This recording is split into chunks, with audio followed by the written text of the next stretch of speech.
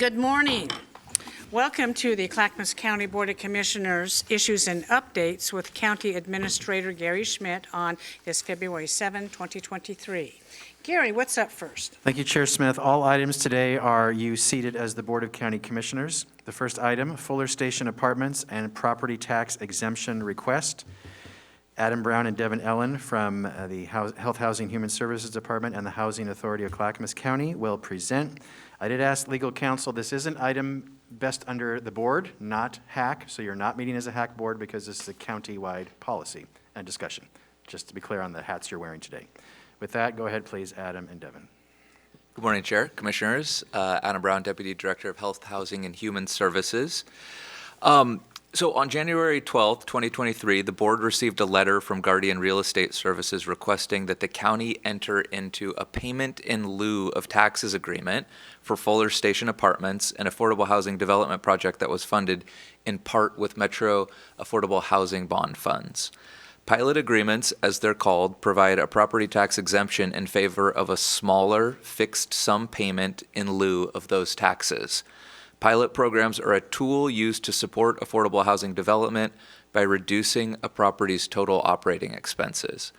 Staff have recommended not approving this request for an exemption because it sets precedent that has wide-ranging implications for the county, especially for other bond-funded projects in development. At some point in the future, the county could consider developing a policy framework for use of housing authority property tax exemptions granted under state statute to support affordable housing development. Evan. Hi, I'm just here to answer any questions you have. I'm Devin Ellen, the Housing Development Manager with the Housing Authority. Thank you very much. Coming forward, Commissioners, we do have a staff report with a recommendation. Is there discussion on this item? Well, Chair, I Yes. did read the letter that came, a month ago or so, as well as what I see here this morning. And I will say that every jurisdiction operates a little bit differently. In Milwaukee, they have a CET cost that's embedded. So there's just different scenarios. And knowing that there's a lot of development underway for housing of this type, and knowing that we've got tremendous financial pressures to pay for our courthouse and services in this county, the stress on our general fund is pretty immense, and I wouldn't want to see that be compromised if we start doing this. There'd be a precedent. We just be doing it over and over, and we undermine our ability to pay for the very services we have, because I am not confident that the voters might renew the supportive housing services measure. So number one, we need to make progress. Number two, we need to build it and do these things in a way that's affordable. So I just look at, I know there are two different hats, or three different hats actually, that we wear, but I agree with the staff recommendation, and I will also say that as I read the first letter, the first thing that came to mind is that we can offer a substantial amount of wraparound services dollars, I believe, to offset any other cost. And I think that's part of the program, but maybe we can amp it up a little bit there. But I think that would be an offering that we could do, to help that property be successful. Thank you, Commissioner Staffis. I would agree also, and I hope all the staff in Clackamas County is hearing us from this board when we say we cannot spend any more property tax, especially new expenditures on setting new precedents that already isn't there. Regarding the Fuller Road Station, have they received any Metro bond to build this? Have they received any SHS to build this? Yes. How much, percentage-wise, over total costs? I'll have to get you that number, but they received 8.57 million in Metro Affordable Housing Bonds, and we're supporting 25 units with supportive housing services funding. And SHS. So they have received considerable cash out of Clackamas County's housing services, correct? Have they received any federal funds on HUD or community block grants? 900,000 in How much? 900,000 in home funds. Okay, and will they have vouchers available to them on this program as well? Yes, 30 project-based vouchers. 30 project vouchers that equals how much? We'll have to get you that number. It's a little bit hard to calculate. Okay, so when making presentations before this board, we really need to know these numbers so we have an informed decision. It sounds like this project has received oodles and oodles of millions of dollars from Clackamas County to help, cash, by the way, to get this off the ground, and now they want an additional tax abatement. I am not in favor of that. So if, Adam, there's ever a request to be made last time, I think that you both have worked with this board enough over the last 2 years to know what our questions are going to be for the future. And because I think it needs to be said publicly. The reason why we're not approving this is because we've done all of these other things and the amount. And now is a perfect forum to say that. Commissioner Schrader. Yes, I understand that one of the driving forces behind this is that the 20-year term would really have us have a tax revenue. According to here, it would be a loss of tax revenue between 1.5 and 2.5 million. I understand that is a big deal, particularly because we're in the process of building a new courthouse. And we are going to continue to have constrained dollars, and I understand the legitimacy of my colleagues feeling this way, but I'll abstain from this vote at this point in time. But I just want to let my colleagues know I understand what we're dealing with and the strain we're going to be under. So I hope that the folks who are working on this project can still continue to do it. I really do hope so. Anything I can do as a commissioner other than, I don't think we're really going to have the level of dollars that we're going to need, at least from our with that tax revenue loss. It's becoming a bigger and bigger issue. And maybe in the future, we can take a look at a policy that'll give us more guidance. So thank you, colleagues. I think that your argument has legitimacy, but I'll be abstaining from the vote. Okay, and before I call on the rest of the commissioners, please look at the bottom of page 3 for a recommendation. I will be accepting a motion regarding that at the end of the discussion. Commissioner West, you're up. Not an easy decision, but I agree with the recommendation. Something that stood out to me on this memorandum that was provided to us that I think was really kind of ties it all together was under consideration, is just that last paragraph. And so if the public hasn't read this document, is concerned about this issue, I'd point them to this. But staff recommend the board consider this decision at a policy level, not at the individual project level. It's a good practice or jurisdictions to have a clear and consistent policies for how and when these exemptions are to be granted because of the wide-ranging implications, including impacts to revenue and precedents that can be set by granting exemptions outside of a formal policy. That stood out to me specifically. So I believe what will be with the majority of the board support your recommendation. Thank you. Commissioner Scholl and then Commissioner Savas. Yes, I appreciate the effort to build housing on the part of Guardian Real Estate Services, but in the future, I noticed that April 2020, when HACC received your application, at that time, if there would have been a request for exemption from property taxes, that would have been the time to do it. So I support the staff's recommendation. Thank you. Commissioner Savas, you're up. Yeah, one thing I'm always reminded that, half of every dollar the county receives of county tax dollars goes towards public safety, and facilities like this are not exempt from needing those kinds of services by any means. The other thing I just think is worth mentioning. Anna Geller, she's passed. I had a lot of respect for her, and she did a number of projects. This was one that she initiated, actually. And I remember when we did was it the Rosewood Station, just up across the street and over a little bit. She approached us and was, advocating for us not to do that again. I won't say she scolded us, but in a very kind way. she explained and didn't believe that should occur. And we got a lesson between low-income tax credits, 4%, 9% lesson, and all of that, all those numbers. And I learned a lot from her, and I really appreciated her continued investment and her compassion for the people that she housed there. So, in a number of her facilities. So with that, I just thought we couldn't really talk about that without really mentioning her contribution to that and on this topic of tax relief. So I'm also going to support the motion when you're ready, Chair. Okay. Commissioner Savas? Sure. Go ahead with the motion, please. I just had it.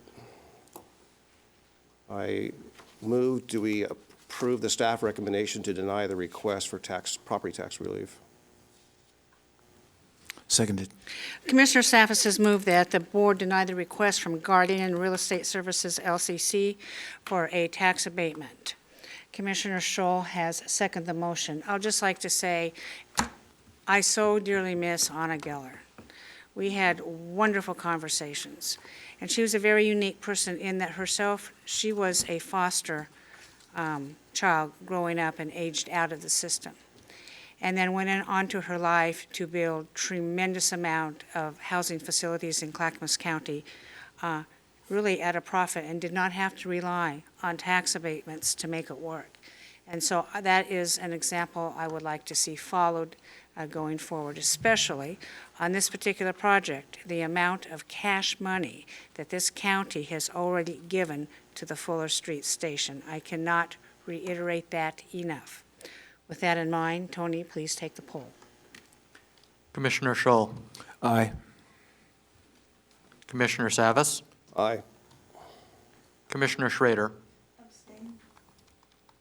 Commissioner West, Aye. Chair Smith. Aye, motion passes 4-1-0. Up next. All right, thank you. Next is review of your business meeting agenda for this week. You don't have a business meeting this week. Instead, you will have a board retreat all day tomorrow, Wednesday, February 8th, and all day Thursday, February 9th. So business meeting resumes next Thursday.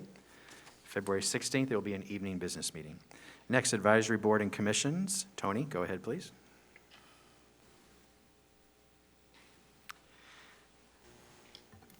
Apologies, just getting that pulled up. The Emergency Preparedness Council currently has 2 at-large openings and 1 ex officio non-voting member opening. For the at-large positions, the recommendation is Rachel McCarthy and Tabitha Alamagy. For the ex officio non-voting position for Public Works, the recommendation is Martin Montalvo. I'll entertain a motion. I'll second. Commissioner Schrader has moved that we approve for the Emergency Preparedness Council Rachel McCarthy, Tabitha Al-Ajami, I'm so sorry, person, and then the ex officio non-voting member is Martin Montalvo. Any further discussion? Seeing none, would you please call the poll? Commissioner West, Aye. Commissioner Savas, Aye. Commissioner Schrader. Aye. Commissioner Scholl, Aye. Chair Smith. Aye, motion passes 5-0. Thank you very much. Next item is not on your agenda because it's a late-breaking news, and with Chair Smith's permission, I'm adding it. It is, the governor is seeking membership to her statewide Housing Production Advisory Council. This is a council that will advise her on the emergency declaration she has declared about housing in the state of Oregon. The governor is seeking local government representatives. It's an application process, and she makes the decision, but she is reaching out to counties if there's anyone, in this case, from Clackamas County that would like to apply to be on the council. So I'm seeking your input, commissioners, if any of you would like to do this, or if there are staff you'd like to apply, but the deadline is next Monday, so we don't have time to come back to you. So I'm just seeking kind of a verbal confirmation. If you would like to apply, staff can help you with that, but it's due Monday, this application process. So I've been talking with the governor on it, and the tri-chairs are in agreement that at first the governor set up this emergency management council type of structure, and she was very clear that public officials were not allowed on it, and we objected to that and said, we're the ones that do the policy, and we really need to have Health, Housing, and Human Services in each of our counties involved in this, that it's very much too difficult for our Emergency Management Council to try to run homeless policy. And so I think we did make some strides in that. I just found out about this 10 minutes before I walked in the room. I had no idea that this was happening. I'd like to continue on that, but I will listen to the commissioners first. Commissioner West. Thanks for the quick, I guess it's for all of us, the immediate and quick overview. Do you have any more detail exactly like the description of what this duty is, the responsibilities, what its goal and mission and Yes, target? I do, yes. Thank you. The Housing Production this is from the governor's press release. The Housing Production Advisory Council will be responsible for proposing an action to the governor to meet the state's housing production goals. It will be comprised of 25 members, including the governor, bipartisan members of the Oregon House and Senate, relevant state agency directors, and a tribal member. And for the other appointees, the governor is looking for housing developers, experts in permanent, supportive, affordable, and market-rate housing, representatives of rural and coastal communities, communities of color, and local government representatives. So that's where you would come in, either an elected or staff. It's a pretty heavy, intense schedule. You would start meeting in April and probably regularly for as long as it takes. And there's no guarantee that we would get a representative from Clackamas County. Correct. But, yeah, Commissioner Savas.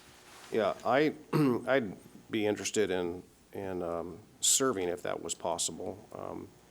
I think with my 12 years here and kind of understanding the lay of the land, if you will, and some of the challenges we've been against and reading reams of paper of material on this housing issue and supportive housing issues and comparables, I would be happy to do it. But that's for all of us to talk about at some point. Well, when does this decision have to be made? The Today? application's due next Tuesday, so, I mean, you could talk about it at your retreat tomorrow, but there's an application, so we want to help give staff time to fill it out for you. If you decide, I mean, I guess you could all apply, because the governor makes the choice, but I think that it doesn't set it up very well to make a good, strong choice for a Clackamas County rep. So I would Commissioner recommend. West. Yeah. I'm going to completely remove myself from the decision process. I'm too damn new to jump in on something like this, but I think that somebody like Commissioner Savas with so much institutional knowledge, specifically in the regional area, Martha, somebody like Martha with such intense regional knowledge also, those would be who I think would represent us the best. I think that I would be able to trust their representation of this board. That's just my 2 cents. It's not me. Should we talk about it more? What was that? Well, I'm wondering if Paul and I should just have a conversation together and then make it at the, Yeah, today and tomorrow. I'm probably going to throw Mike's my on. hat in the ring as well, so you know. Okay, I'll throw my hat. So we'll discuss it tomorrow. Okay. We'll put it off till then. Thank you, Gary. Got it, thank you. All right, next, Chair Smith, you would like to discuss using county lottery dollars for workforce development. Yes, this is a topic I've been talking about for a very long time. Commissioners, we have talked about supporting our workforce development. Specifically, Clackamas Community College has certificate programs for skills, support our workforce that are badly needed in the county. 3-month, 6-month, 9-month, and even longer. They cover construction, aspects of welding, machining, automotive, medical.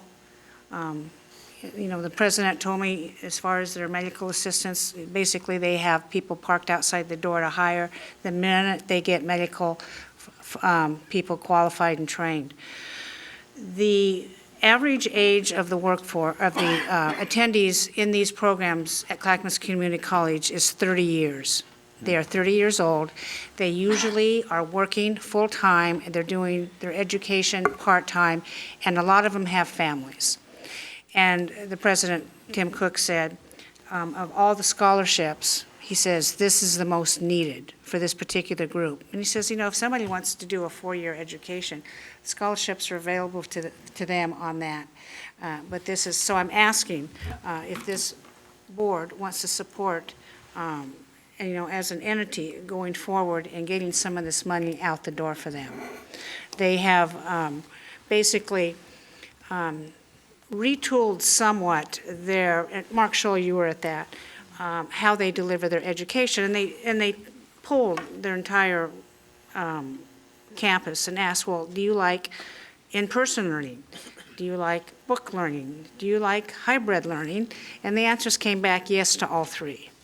And so they have been very nimble in how they're tooling their programs to be offered to their students to be accommodating. Sometimes people like to show up for a class to have the in-person, and some of, by the way, your welding program, you have to. You can't learn to weld online, for instance, right? I hope not. Yeah, but some of the book stuff, so they're very flexible in their program delivery on what they're trying to do over there. So my ask is we give $70,000 of the remaining almost $1 million.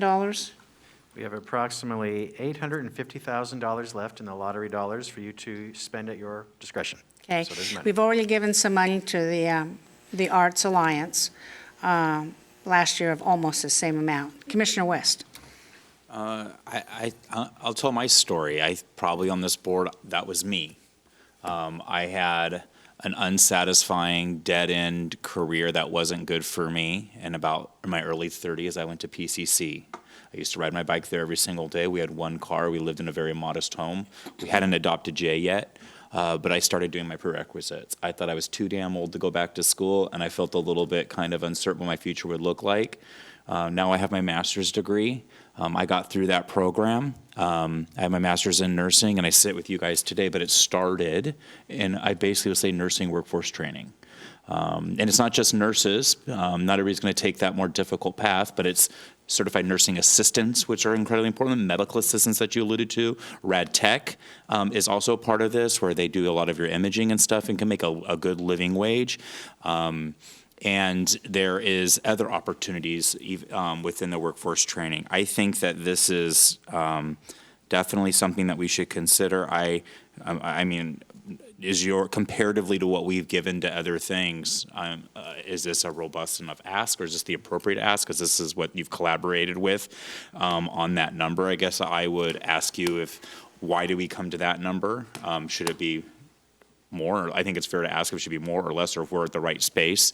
I know that because of opportunities and scholarships like this, I sit here on this board, and it opened up opportunities for my life. Well, we can So- certainly discuss the number. I thought I would throw that out, and that was a safe number. It could be on the conservative end, but I will say the need is great, getting my consonants mixed up. So we can talk about it. Commissioner Savas. Yeah, I too have a lot of questions, and there's no material, unless there was material handed out that I'm not aware of. So I'm an academic at heart, and I attended, more than 6 years, 7 years of, back then we called vocational college back in the day, which is now community colleges. And so I've got a long, positive experience with community colleges. I certainly like what Clackamas Community College has done. I certainly like the expansion of the things that the chair mentioned, the machining, the automotive aspect. Want to go back to and learn more about machining software. I was always entertained signing up for a class, actually, so I can learn some of the things like AutoCAD and those kinds of things, because I'm a machine geek. But I too would like to know, what the dollars are explicitly for, what metrics are wrapped around it, and also recognize, frankly, that a lot of our tax dollars for education come from the state. So, but if we can augment it in a unique way that is, clear that it's going to get towards workforce development in a positive way, and then there's metrics around that, I can certainly get behind that and study what the right number is as well. In my conversation with Tim Cook, we can allocate it to these specific certificate programs. If you want a list, we could get a list of that. But I'd like to get this out the door before spring term starts, and it's just around the corner. So it's very important. And by the way, they have state-of-the-art CNC machines down there. They sure do. I was there for the ribbon cutting. Yeah, and it is, and they keep upgrading them because they have industry who provides the machines to them for free. Yeah, and it's because industry realizes we need the trained people, so they hire them right away. Commissioner Scholl? Yes, last month, I was there at the State of the College address given by President Tim Cook of Clackamas Community College, and I was very impressed with how responsive the college is to our changing society and the changes in need in education. And they're doing a lot of work to help provide the needed workforce in the trades. And so I support this idea for the 70K, and we can always boost it up later in the year. Thank I you. agree. Gary? That's what I was going to suggest, Commissioners. You can award $70,000 today, and staff is planning to bring this back to you in the next few months on the total budget for economic development and other areas you'd like to spend on for this discretionary fund. So you could do $70K today and decide later if you want to do more. Okay. Commissioner Schrader? Yeah, I think this is an excellent use of dollars. The community college system is a key component of our entire workforce system across the state. Clackamas has always done an excellent job. And to Commissioner's point on the health piece, we were one of the first counties that recognized healthcare as an economic driver in this county, and we worked very closely with the college back in the day to build the Harmony campus, which was really directly done to give them the capacity to increase nursing and medical technical programs. And I remember doing that when Shelley Perini was our economic development person here, and I see our new economic development person, Laura, is in the space here. But yeah, I would enthusiastically support this. Okay. I think we can entertain a motion on this, Gary, Yes. and we could have staff work with the college to direct the programs to workforce development and the group of people who we talked about here today.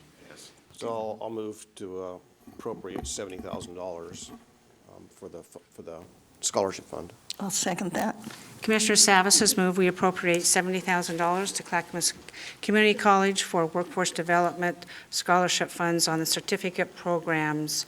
And Commissioner Schrader has seconded that. I will also add we expect to receive information back from the college on exactly what programs those are spent on. And let's try to get that allocation out the door to make awards for the spring term. Further comments on this? Commissioner West? Yes. I'm totally going to vote yes, but I want to just, where did 70, that mean, why 70? Did they ask for 70? Was that, no, or do we have like, or do we just say 70 and we're going with 70, or what's the? So the average awards you've given out is between $50,000 to $100,000. That's kind of the frame the prior boards have used in giving money out for these purposes. These monies have to be used for economic development purposes, by the way, which this fits. So that's just the range. Chair Smith is suggesting $70,000. Because it's just middle of the road, that's all. Yeah. There's no, Ben, there's no, but, and we can, I think this board does need to review how we do that, but in this particular situation, I think the need is great, and the need is now. Commissioner Schrader?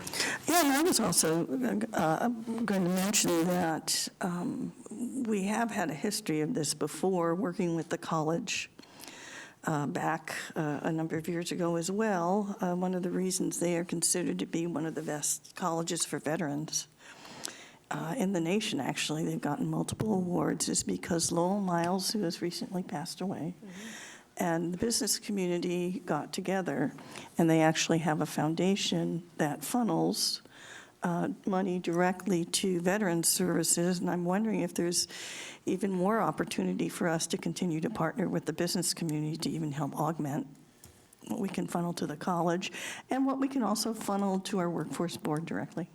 So, okay. And that's for further decisions, of course. Any other comments? Motion was made. Tony, please take a poll. Commissioner Scholl, Aye. Commissioner West, Aye. Commissioner Schrader, Commissioner Zavas, Aye. Chair Smith. Aye, motion passes 5-0. Thank you very much, Commissioners, for making an investment in all of our futures. And staff will work with the college to get this out the door. Thank you. Thank you. Final item today is Commissioner Communications. Up. Who wants to go first? I'd be happy to.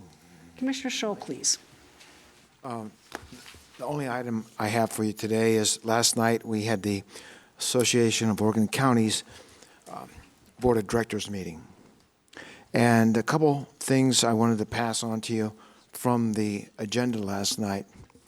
One was a motion to move some $70K to do a pay and equity study for those people who are on the AOC payroll.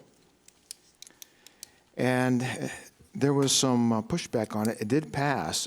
It did? Yes, it did. I sent a email to Commissioner Bethel from Marion County, who spoke about it last night, and asked why so much. Why was the contract to do the study so expensive? And so I'm not sure how we go about pulling that back again, since the vote happened last night.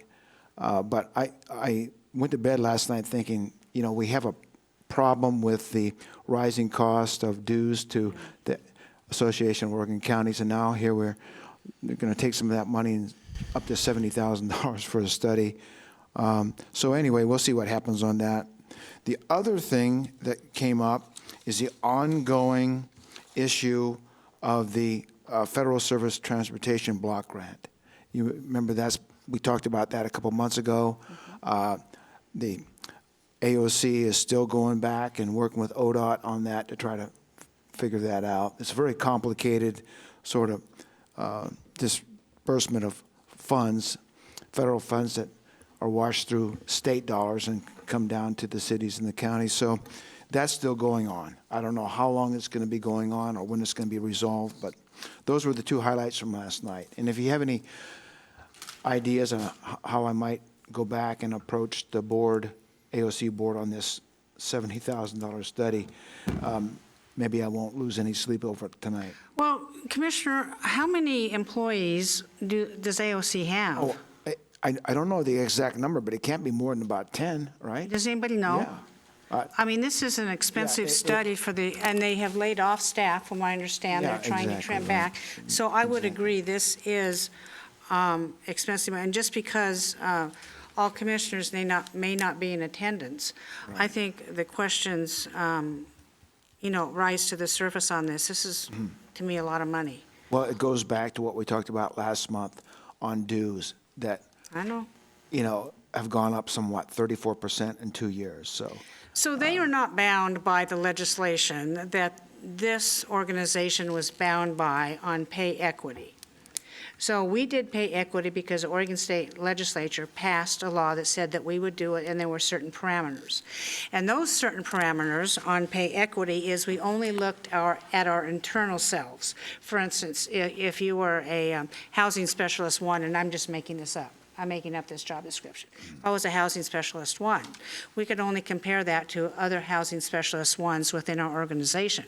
We could not compare those to other organizations outside the county, for instance, Multnomah, Washington, and the others. So my question for this pay equity study, are they looking at their own internal, or are they looking outside, comparing themselves to whatever is happening in other states? If they are, that is problematic, and maybe that's one of the questions you could ask, and then ask how many employees they are evaluating on this. Yeah. I mean, I'd start there. Yeah, I'll get back and work with Commissioner Bethel from Marion County, who, again, spoke out against it last night, had questions about it. The rest of the folks on the board seemed to be okay with it. So, like I said, by the time I was getting ready to go to sleep, it started to really bother me. It's very expensive. Thank you. Yeah, I've had a few sleepless nights. I get that. Commissioner West, do you have a question on this? Scholl, yeah. Yeah. Commissioner Scholl, why is AOC not focusing on merit-based performance? And why are we following a controversial model from the state legislature that they don't have to be bound by? And, and so why do they feel like that this is a priority? That's a good question, Commissioner West. You can ask And that, too. I need to, Why? It's one of these things that came up last night with very little discussion, went to a vote, to approve that Is it a contract. liability issue? Is it so we can look politically correct issue? Is it, how does it impact someone that's stellar at their job and they just need to be compensated accordingly because we need to keep good talent? How does it impact that? Like, why are they going down this rabbit hole? Okay. Okay. Thank you. I feel like Martha might know a little bit more. Martha's like, Commissioner Schrader, do you want to comment on this issue now, and then we'll go on? Yeah, I was there yesterday too for the legislative committee, and we went through all the legislation from public safety. Oh, the forestry group, natural resources, human services, workforce, all of those pieces. So I have all that information with me. They made decisions of what bills they were going to support, so I'll make sure I get that information out to you. Yes, I remember that vote, and I am a member of the executive committee, and I would say that part of the answer is this, is that when AOC was going bankrupt back in, I think it was 2018, 2019, it was really because they had an internal lack of sideboards as a professional organization with an inadequate, in my opinion, they didn't have a very professional finance department. That kind of got them into trouble. They also had our fellow colleagues who kept asking the organization to do more and more for them. And again, the adversity of raising dues. I believe the $70,000, and this is why they're moving forward with this, is an effort to professionalize the organization in a way where they have standards and they have a process, and they're looking at pay equity so they can get, or we can get, quality people. I would say it's a quality issue of who is really qualified to do the job, and I should know off the top of my head the number of staff. I can find that out today and make sure we get that out to Commissioner Shull and the rest of you on that one. But I think it's a quality assurance issue. I think it's a professionalization step. I think that's what got them into trouble to start with. And we had to work very, very hard during the time when I was down there as president to move ourselves out of bankruptcy into the green again. And Gina Nickel she did assure Commissioner Bethel that she is very frugal and very responsible with dollars, but it is a step towards professionalizing staff and making sure that the quality is there so we can meet the needs, not just of our county, but all the counties across the state. So Thank you, Gary. The Association of Oregon Counties has 21 staff. Thank you. Okay. 21 staff. for 70,000. Okay. do them now. Yeah, Paul, you're up. Yeah, I don't know that much about this particular matter, I don't either. but I appreciate knowing the count of the employees. I will say from an employer's perspective in my day, that always trying to maintain a competitive rate to keep good people is always important. At the same token is that, we did our own surveys on our own time. So it does seem like there's two issues here. Number one, the why, and number two, the how much. But maybe do you know if they did an RFP for that 70,000? It just seems like a lot. They did. Yeah. They did an RFP. Yeah. And if you want me to get the copies of that, I'll get that. Yeah, it does seem like an inordinate amount of money for In fact, a I'll get smaller you organization. all three of the RFPs if you Well, want. that's- There was that- more- I'm not- there was I more don't- than one, so you can see.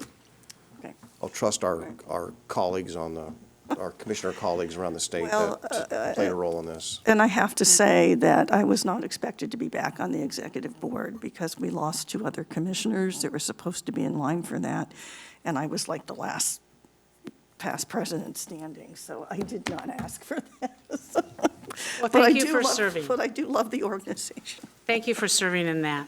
Commissioner West. So 70,000 divided by 21 is $3,333 per employee. Whew. Yeah. I mean, listen, like, we all know that America was built on some good production and incentives, and just to like make everyone the same on some even arbitrary playing field without any mobility doesn't seem like the right principle to have a financially stable, growing organization, because we want to pay talent because talent produces, and production means good income and better outcomes. So I fundamentally just have a problem with the whole idea of an equity study for employment for $70,000. Well, I think what I'll do is, how about I'll make sure that, Commissioner, that I'll get a hold of Gina Nickel, and maybe what we should do is to have a continued conversation, have her there. She is going to be meeting with the other chairs, Commissioner Smith, with the treasurer this coming week of the other two urban counties, so perhaps we should arrange something for you to do that, and for all of us, if we want to sit and ask questions. I think they'd be more than willing to do that. Okay, very good. So we'll continue with commissioner comments. I guess I'll just go down the line. Ben, you're up next. Shoal, thanks for bringing that to our attention. I appreciate that, Commissioner.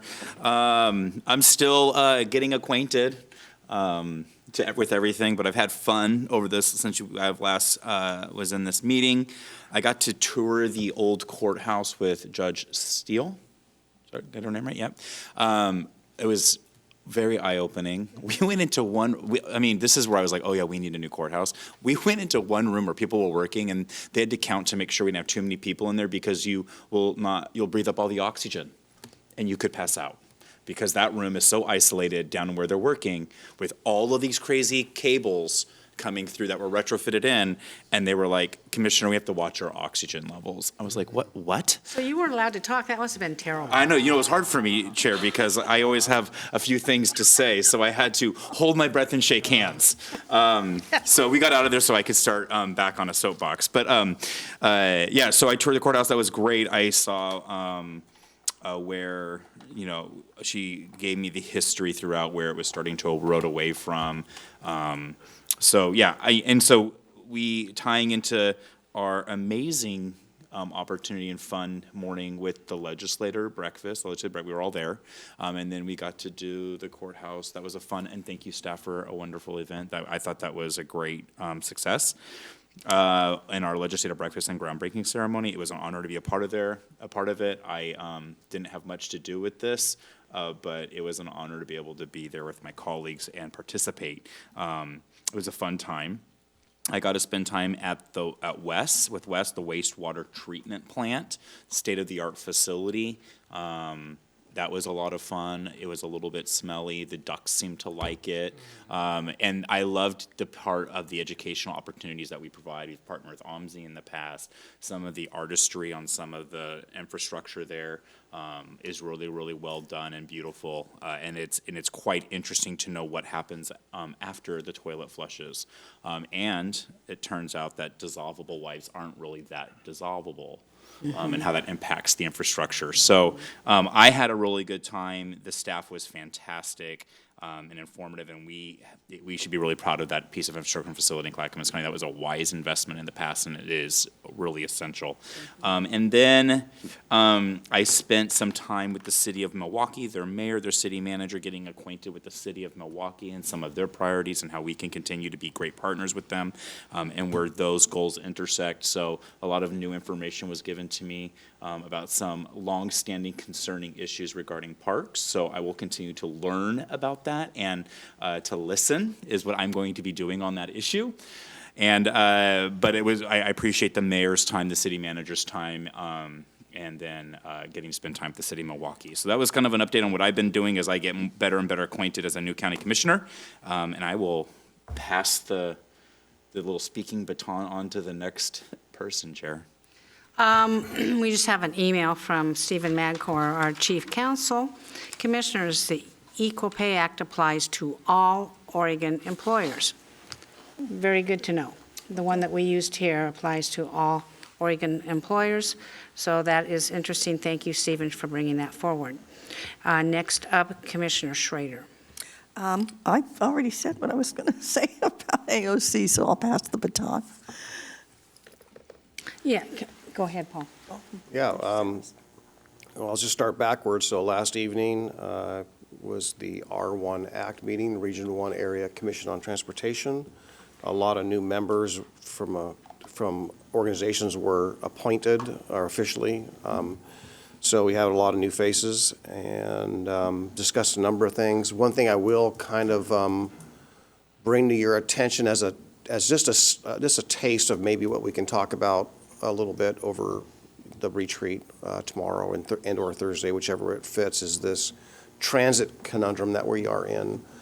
When HB 2017 passed, there were actually transit dollars that were set aside, and unlike the current method, which is that the employers pay an employee tax based per employee on a percentage for TriMet tax or Lane County Transit, wherever district you're in this case in the Portland region is TriMet.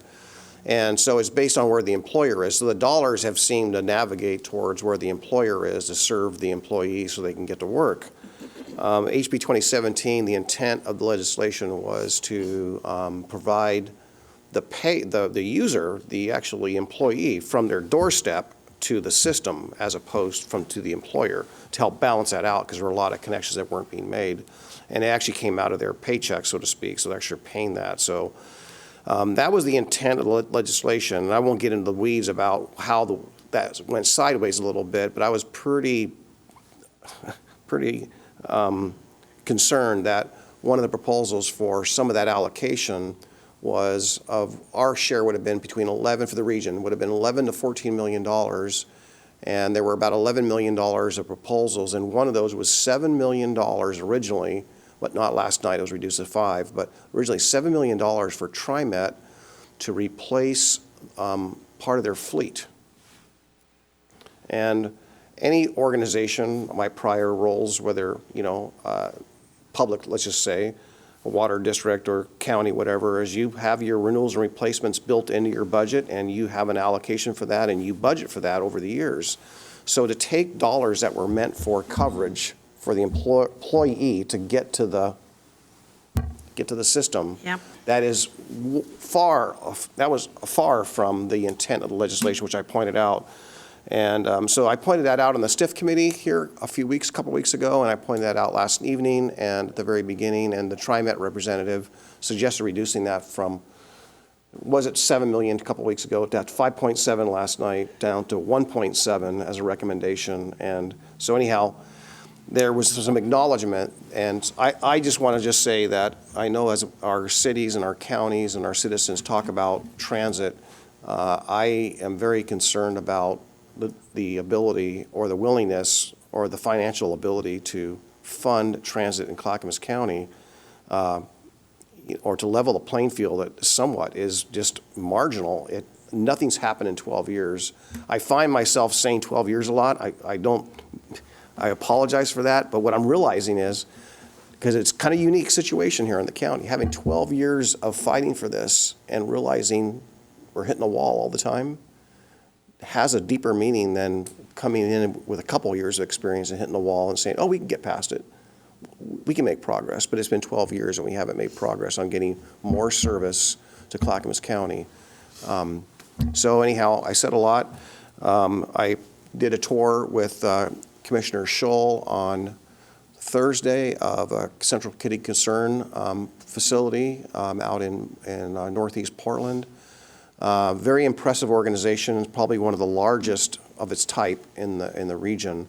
Very successful.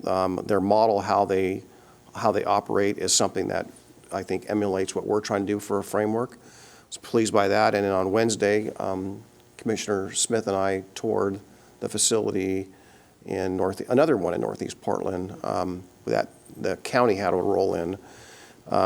Also impressed with their approach as well in their operation. So been busy and look forward to the retreat next couple days. Thank you. Commissioners, we also have another email from County Council sent at 11:03 regarding the lottery dollars, and he is quoting the statute, and you can read further down, but I'll just quote Stephen Madcore. It's for, quote, creating jobs, furthering economic development, financing public education in Oregon, or restoring and protecting Oregon's parks, beaches, watersheds, and native fish and wildlife. Oregon Constitution, Article 15, Section 4, and you can read that for yourselves. Just letting you know for any further discussions. Yeah, I think we hit the mark on that. Yes, the courthouse groundbreaking ceremony was very warming last Friday. We had a huge turnout, which I was very surprised at on a Friday morning, very cold and rainy, but we did it. Thank you, commissioners. I enjoyed speaking very much, and there was a whole bunch of support out there, more than I could possibly imagine. And I want to thank the commissioners here who voted for that, because it is not easy. It is not easy making tough financial decisions and really doing the right thing. And I just encourage us all to see through it and remember why we did it and how we are going to do it is very important. As you know, in the Oregon legislature, there is a subcommittee on the microchip task force regarding industrial and jobs lands. They had a hearing last night where I testified on behalf of Clackamas County. They have also reached out asking for all counties in Oregon and the cities to submit available lands for the siting of these type of facilities on. It was a very good conversation. Gary Schmidt and I worked over the weekend very hard on this, and we got it out the door on Monday with the help of PGA staff. We tried to hit as a broad swath as possible. I think we only had 3 participating cities, is that right? That is correct, yes. Yeah, 3 and maybe the cities made their own, but as far as Gary reached out to all the cities and says, hey, we can do this for you on a short deadline, we need to do it now type of situation. So that was very good. I don't know how many people testified after me, but I had a very long day yesterday. Our tri-chairs was canceled because one of the members forgot to show up or her schedule was messed up. You know, that happens, right? Yeah, when you only have 3 people. But we're committed to working together on trying to solve the programs and the problems that we all share in the tri-counties. And I think we're much stronger together than we are apart on some of these issues. Not all of them, but some of this, where we can find common ground to move forward on. And that is always my goal in meeting with the tri-chairs on. And we're pretty much in alignment on what we discussed. There's a few things here and there. Okay, fine, if you want to do away with that business, Washington and Malone County, bring it to Clackamas, we'll take it. And so that's kind of my attitude with them on some things. And so that's really all I have to say. Today, commissioners, we have some group photos coming up in a little while. And I look forward to our continued association and work on Wednesday and Thursday of this week. Seeing no more business before this board, we are adjourned.